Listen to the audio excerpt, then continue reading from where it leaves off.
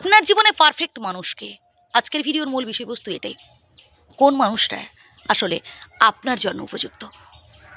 আচ্ছা, যে মানুষটা বিপদে আপদে সবসময় আপনার পাশে থাকে, সেই মানুষটাই। হ্যাঁ, হয়তো হতে পারে সেই মানুষটাই, কিন্তু আসলে আপনি কি এটা যাচাই করে দেখেছেন যে সেই মানুষটা আপনার বিপদে, আপনার দুঃখের দিনে, আপনার কষ্টের দিনে, আপনার সমস্যায় যে এগিয়ে আসছে কোনো রকম স্বার্থ ছাড়া, নাকি তার মধ্যে স্বার্থ আছে কোনটা? যদি এমনটা হয়ে থাকে সেই মানুষটা আপনার বিপদে আপদে এগিয়ে আসছে একটা স্বার্থের জন্য, তাহলে জেনে রাখুন ও কোনোদিনও আপনার বন্ধু হতে পারে না।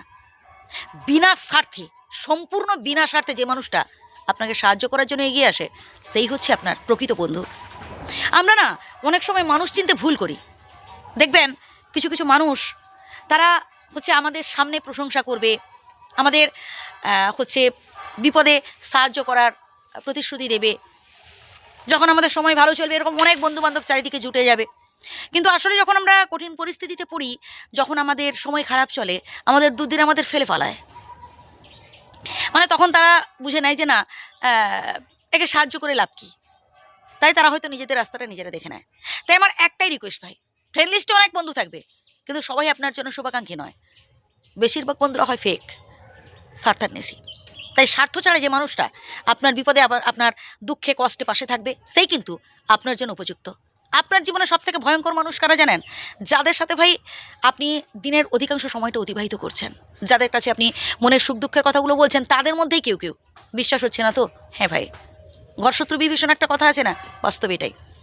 আপনি হচ্ছে আপনার সমস্ত দুঃখের কথাগুলো, আপনার সমস্ত মনের কথাগুলো তাদের কাছে বললেন, অসহায়ের কথাগুলো তাদের কাছে বললেন। এবার তারা কি করবে বলুন তো? আপনার অসহায়ত্বের সুযোগ নেবে, আপনার দুর্বলতার সুযোগ নেবে। ওরা পেছন থেকে কলকাঠি নাড়ার চেষ্টা করে, সামনে থেকে আপনি বুঝতে পারবেন না।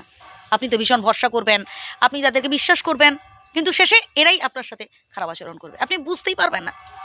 যারা আপনার শত্রু, তাদের তো আপনি দুই চোখে দেখতে পাচ্ছেন, সামনাসামনি আপনি দেখতে পাচ্ছেন যে না, এরা আমাকে ভালোবাসে না, মানে এরা আমার হচ্ছে খারাপ চায়, এরা আমার জন্য উপযুক্ত নয়। কিন্তু যেই মানুষগুলো ভয়ঙ্কর হয়, তারা হচ্ছে বহুরূপী, মানে তাদের হচ্ছে সামনে একটা রূপ আপনার সামনে আসবে, আবার পেছনে একটা রূপ, বুঝলেন?